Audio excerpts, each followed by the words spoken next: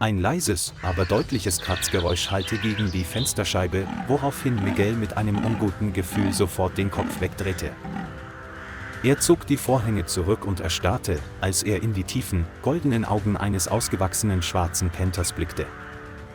Der Leopard stand ganz nah am Fenster, sein massiger Körper wirkte nicht so aggressiv wie sonst. Ein dunkler, glänzender Fuß drückte gegen das Glas und hinterließ eine Staubspur aus dem Hinterhofgarten.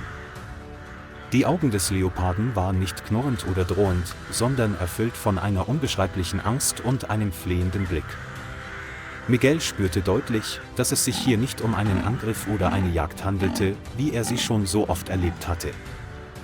Der Leopard kratzte sich noch einmal leicht, dann trat er einen Schritt zurück, die Augen immer noch auf den Mann gerichtet.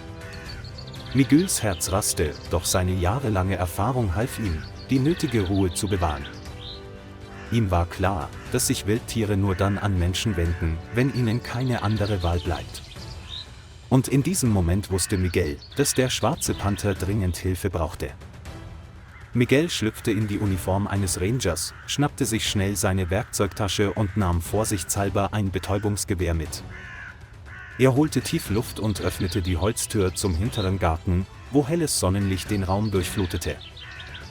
Der schwarze Panther wich sofort ein paar Schritte zurück, hielt einen sicheren Abstand, rannte aber nicht davon. Es drehte den Kopf und blickte in Richtung Wald, dann ging es langsam den vertrauten Feldweg entlang. Alle paar Schritte drehte der Leopard den Kopf, um Miguel anzusehen, als wolle er sich vergewissern, dass er ihm folgte. Miguel schloss die Tür hinter sich und beschloss, auf seine Intuition und seine Erfahrung zu vertrauen. Er folgte dem Leoparden, hielt dabei einen sicheren Abstand und hatte seine Hand stets bereit, das Betäubungsgewehr zu benutzen. Es gab kein Gebrüll, keine bedrohlichen Gesten, nur eine unheimliche Stille zwischen Mensch und Tier. Miguel erkannte, dass er sich in einer in seinem Leben seltenen Form nonverbaler Kommunikation befand. Und er verstand, dass der schwarze Panther ihn zu einem sehr wichtigen Ort führte. Der Leopard führte Miguel auf schmalen Pfaden tiefer in den dichten Regenwald hinein. Weißes Licht filterte durch die hohen Bäume und erzeugte lange Lichtstreifen auf dem feuchten Boden. Die Geräusche der Waldvögel und Insekten verstummten allmählich, als sie sich tiefer in Gebiete mit wenigen menschlichen Spuren vorwagten. Miguel schätzte, dass sie etwa 2 Kilometer von zu Hause entfernt waren. Der Leopard behielt sein langsames Tempo bei und überprüfte ständig, ob der Mann ihm noch folgte. Das fragile Vertrauen zwischen den beiden Arten entstand Schritt für Schritt auf dem stillen Waldweg. Miguel spürte deutlich, dass der Leopard, wenn er böse Absichten gehabt hätte, nicht so geduldig gewartet hätte. Die Atmosphäre im Wald wurde bedrückender, als ob sie etwas Unheilvolles ankündigen würde. Unerwartet blieb der Leopard auf einer kleinen Lichtung im Wald stehen.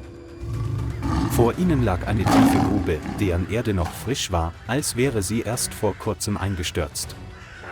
Der schwarze Panther stand dicht am Rand der Grube, die Ohren gespitzt, die Augen fest auf die Fläche unter ihm gerichtet. Miguel näherte sich und hörte sofort schwache Schreie, die vom Grund der Grube herüberdrangen. Er beugte sich hinunter, sein Herz sank, als er erkannte, dass es der Schrei eines Leopardenjungen war. Am Grund der Grube lagen 2 schwarze Leopardenjunge zusammengekauert, bedeckt mit Schmutz und Staub. Sie sind wahrscheinlich in der Nacht zuvor hier heruntergefallen und konnten nicht selbst wieder herausklettern. Miguel stellte seine Werkzeugtasche ab und verschaffte sich einen schnellen Überblick über die Tiefe und die Gegebenheiten des Lochs. Die Leopardenmutter zog sich in die Ferne zurück, stellte sich auf einen hohen Erdhügel und beobachtete jede seiner Bewegungen. Miguel hielt die Betäubungspistole noch immer in der Hand, stets auf der Hut vor den instinktiven Schutzreflexen der Leopardenmutter. Es herrschte eine angespannte Atmosphäre, die nur von den verklingenden Schreien der beiden Leopardenjungen unterbrochen wurde. Miguel begriff, dass jede verstreichende Minute über ihr Überleben entscheiden konnte. Er beschloss, sofort zu handeln und vertraute dabei auf die Ruhe der Leopardenmutter. Und in diesem Moment wurde Miguel klar, dass er eine Verantwortung trug, die weit über eine bloße Rettungsaktion hinausging. Miguel glitt vorsichtig in die Grube hinunter und achtete darauf, nicht noch mehr Erde in das Loch zu rutschen. Die beiden Leopardenjungen gerieten in Panik und schrien noch lauter, als sie Menschen über sich auftauchen sahen. Miguel sprach leise, seine Stimme ruhig und gleichmäßig, obwohl er wusste, dass sie nicht verstanden, was er sagte. Er untersuchte sie kurz und stellte fest, dass beide noch kräftig und nicht ernsthaft verletzt waren. Miguel hob jedes Leopardenjunge vorsichtig mit beiden Händen hoch. Das weiße Licht, das aus dem Abgrundrand schien, hob ihre verängstigten Augen hervor. Jedes einzelne Leopardenjunge wurde sicher aus der Grube geborgen. Nach der Landung stürmten sie mit ungeschickten Schritten sofort auf ihre Mutter zu. Die Leopardenmutter näherte sich, senkte den Kopf und leckte ihr Junges mit einer Mischung aus Sorge und Liebe. Miguel stand schweigend da, hielt Abstand und beobachtete den seltenen Moment des Familienzusammenkommens. Die Anspannung löste sich auf und wurde durch ein unbeschreibliches Gefühl der Erleichterung ersetzt. Miguel wusste, dass seine anfängliche Entscheidung, ihr zu vertrauen, absolut richtig war.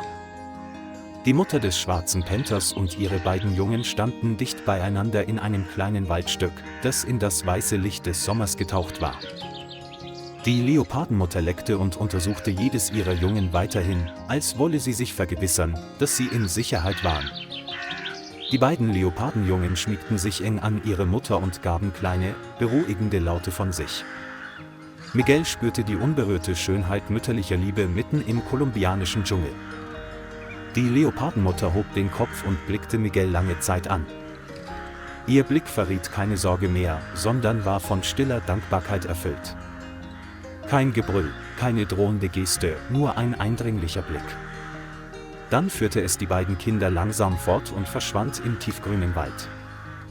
Ein paar Tage später, eines Morgens vor der Arbeit, sah Miguel überrascht eine Familie schwarzer Panther in der Nähe seines Hauses. Sie standen schweigend am Waldrand, näherten sich weder noch zeigten sie irgendeine Furcht. Miguel nahm etwas Fleisch aus der Küche, legte es auf den Boden und ging dann rückwärts zum Auto. Die Leopardenmutter und ihre beiden Jungen näherten sich, fraßen langsam und blickten gelegentlich zu dem Mann auf. Nachdem sie ihre Mahlzeit beendet hatten, blickte die Leopardenmutter Miguel ein letztes Mal an, bevor sie ihr Junges zurück in den Wald führte. Miguel lächelte, startete den Motor und nahm eine wunderschöne Erinnerung mit sich, die ihn als Parkranger ein Leben lang begleiten würde.